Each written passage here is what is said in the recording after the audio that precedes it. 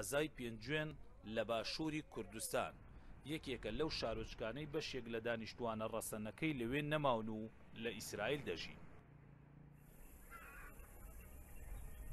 بەڵام خەڵکی پێنجوێن پیان وایە جووەکان بوونەتە بەشێک لە مێژووی شارۆچکەکەیان و لەبیر ناکرێن. کە پێنجوێن دروست بووە جوولەکەی تیا بووە. ئەو جوولەکانە تەوان ئەو جوولەکەکان وەکومن لە هەندێک سەرچاوە خوێندومەتەوە. جوولەکەی کوردستان لە تێکچوونی بابل کە کۆرشاد بابلی گرت جوولەکەکانی ئازاد کرد، چونکە ئەو جوولەکانە وەختی خۆی لە فەلەستین لە زمانی بابلیەکانەوە کە فەلەستینیان گرت جوولەکەکانیان بە ئەسیر هێنا، ئەوەی پیاوی ماعقوڵ و خوێنەوار و سنعەتکار و گەنج و ئەمانە بوو هێنایان ئیشیان پێکردن، ئیسفادەیان لێکردن. یعنی نیوەی ئەو حەزارەتەی بابل کە هەیە ئێستا بە ڕەنجیشانی ئەو جوولەکانە دروست کراوە کە کۆر بابلی گرت جوولەکەکان ئازاد بوون بڵاو بوونەوە بە کوردستانە. ئەوانە لە وەختەوە هاتوونەتە مەندیقەی پێنجوێن ژیاون. ئەم دارانە لە ناوقەدا ڕیزێک ماڵ لەسەرەوە ڕیزێک ماڵی تا ئاسەواری شوێن و گەڕک و گۆڕستان و ئەوەیان ماوە، بەڵام بەداخەوە دێر و شوێنی خواپەرستیان دیار نییە کە لەوانەیە لە ماڵەکانە خەریکی خواپەرستی خۆیان بوون. لە بیاتی کفن ئەو یەک قسمێکیان ماڵی لە پێنجوێن مەخانۆکانیان بەجێهێشت، حکومەت دەستی بەسەراگرت کردی بە ئەموالی مجەممەدە لە بەشێکی ناوچەکانی باشووری کوردستان. جوولەکە ژیاون و بە شێوەیەک لەگەڵ دابوونەریتی کوردەواریانە ڕاهاتوون کە ئاستەم بۆ جوێک و کوردێکی مسلمان و مەسیحیەک لە گوندێکدا جیا بکەیتەوە. سەرچاوە مێژوویەکان دەڵێن سەدەی 16 زاینی جوولەکەکان لە پێنجوێن گیرساونەتەوە و لەگەڵ دروستبوونی دەوڵەتی ئیسرائیلدا پێنجوێنیان بەرەو تەل ئەبیب جێهێشتووە.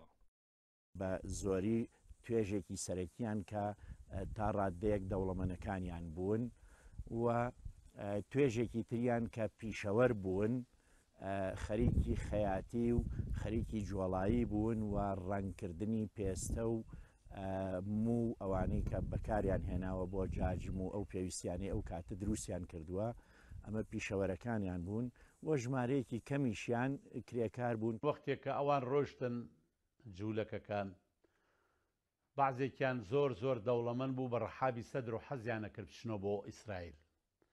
هەتا بۆ معلومات پارەیانە بە خەڵک بۆیان گەێنە بەغا، خۆیان مەمنوع بوو شتیان پێ بوو پارە و شت، پارەکانیان خواردن، مسلمان پارەکەی خواردن. بە پێی سەرچاوە مێژوویەکان پێش ئەوەی جوولەکەکان پێنجوێن جێبیهێڵن بەرەو ئیسرائیل، دانیشتوانی ئەو شارۆچکەیە 3550 کەس بووە. 3000 مسلمان و 500 کەسی جوولەکە و 50 کەسی مەسیحی تێدا ژیاوە. بەڵام بە تێپەڕینی ساڵان ئەو فرەڕەنگیە گۆڕانی بەسەردا هاتووە کە جوولەکەکانی ئەوێ زۆر چالاک بوون لە بڵاوکردنەوەی بیر و باوەڕی سەیۆنیزم کە وەکو حیزبێک وەختی خۆی هاتە مەیدان و جوولەکەکانی کۆ کردەوە و ئەو فکریان ئەدا بە جوولەکەکان و ئەیان ناردنەوە بۆ ئیسرائیل. ئەوان پێشەنگ بوون لەوەی کە توانیویانە لێرەوە بچن بۆ مووسڵ بۆ هێنانی خوری و مو و پێستە و ئەوانەی کە تاوتویان کردووە بۆ ئەودیەوە و لێرەوە بە کاروان چوون بۆ جەلەولا، لەوێ خوێ و خورما و کۆمەڵەشتی تریان هێناوەکە بۆ ناو سنووری ئێران و بۆ هەمەدان و بۆ سنە هاتوچۆیان پێکردووە. شتێکی ئەوە هەیە ئەڵێن مناحین بێگن لە پێنجوێن لەدایک بووە، دوایی هیجرەتیان کردو بۆ پۆڵۆنیا و لە پۆڵۆنیاوە ئیتر ئەوان چوونەتە ئیسرائیل. ئەوە هەیە، ئەو قسەیە هەیە و من کەسێکم بینی لە پێنجوەتی خۆم لە کە مناحین بێگن بوو بە سەرۆکوەزیران عادەتە ئەوە تاریخی حیاتی ئەخوێندنەوە، وتی لە ڕادیۆی BBC لەندەن گوێم لێ بوو ئەڵێ لە دێیەک لە شیمالی عێراق کە ناوی پێنجوێنە لەوێ لەدایک بووە. کاتێک جوولەکەکانی دنیا لە ساڵی 1948 لە فەڵەستین بۆ یەکەمین جار دەوڵەتێکیان ڕاگەیاند، هەندێک لەو جوولەکانەی لە وڵاتانی دیکە نیشتەجێ بوون ڕوبەڕووی گرفتی جۆراوجۆر بوونەوە. لە پێنجوێنی چیرۆکی نونە دەگێڕنەوە.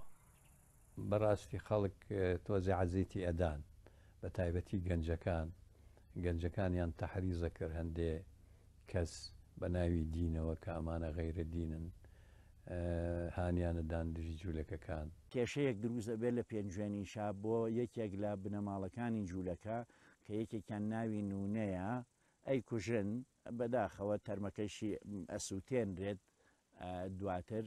ئێستا هەر لەم شیوی موساییانەوە ئەگەر بچینە سەرەوە لە ڕێگەی گوندی هەرگێنا لەوێ شوێنێکە تا ئێستاش هەر شوێنەکە پێڵێن نونە کوژراو. جوولەکەکان کە ڕۆشتن ئیتر وەکو شتێ شین و شەپۆڕیان تێکەوت. ئەوانەی کە ئیسلام بووبوون بۆنی یان نابوو بە یەکۆ کەسی یەک بوون کە ڕۆشتن یعنی تقریبن وەکو نسبەت تەعزیەک خەڵکەکە زۆری پێ ناخۆش بوو. هەرچەندە ساڵەکانی ژیان دوورتر بکەوێتەوە بیرەوەریەکانی جوولەکەکان لە یادەوەری خەڵکیدا کاڵتر دەبنەوە چونکە مێژوو وەک پێویست ئەو ڕۆژانەی تۆمار نەکردووە کە جوولەکەکان لە دانانی یەکەم بەردی بناغی پێنجوێندا بوونیان هەبووە. کاتێک دەوڵەتی ئیسرائیل دامەزرا زۆرینەی جوولەکەکانی پێنجوێن کۆچیان کرد بۆ دەوڵەتە نوێەکەیان. لەگەڵ ئەوەشدا گەل لاپەڕی کتێبە مێژوویەکان هەڵبدەینەوە ڕەنگە وەک پێویست باسی مێژووی ئەو ڕۆژگارەیان نەکرد بێت کە جوولەکەکان لێرە ژیاون. تەنیا شتێکیش کە بۆ پێنجوێنەکان مابێتەوە و شانازی پێوە بکەن ئەو چیرۆک و بەسەرهاتانن کە دەما و دەمگێڕراونەتەوە و تاوەکو ئێستا باز دەکرێن.